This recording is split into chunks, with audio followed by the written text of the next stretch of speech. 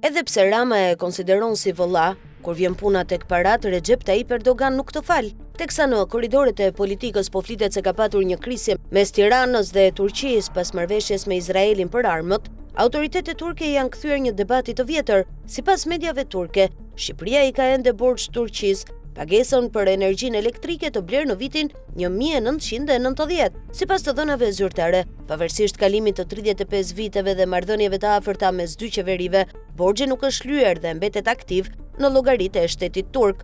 Sipas dokumenteve të përfshira në raportin e kontrollit të lartë të llogarive të Turqisë, Sayıştay, përgjegjësia për këtë borxh është transferuar në mënyrë të përsëritur mes 4 institucioneve energjetike shtetërore për shkak të ristrukturimeve të vazhdueshme të sistemit energjetik turk. Fillimisht pagesa duhet bëhej ndaj entit të elektrikut të Turqisë, TEK, më pas ndaj TEASH, më vonë ndaj TETASH dhe që prej vitit 2018 përgjegjësia ndodhet në llogaritë e EUASH, kompania shtetërore aktuale për prodhimin dhe tregtinë e energjisë, që në vitin 2007 Ministria e Jashtme e Turqisë ka kërkuar që borxhi të mund të paguajë me koste dhe janë kryer disa përpjekje për zgjidhje diplomatike në vitet 2017, 2018 dhe 2020 përmes ambasadës turke në Tiranë. Por, sipas dokumenteve të brendshme të Ankaras, nuk ka patur asnjë përgjigje zyrtare nga autoritetet shqiptare, pavarësisht se është dorëzuar edhe një notë verbale diplomatike.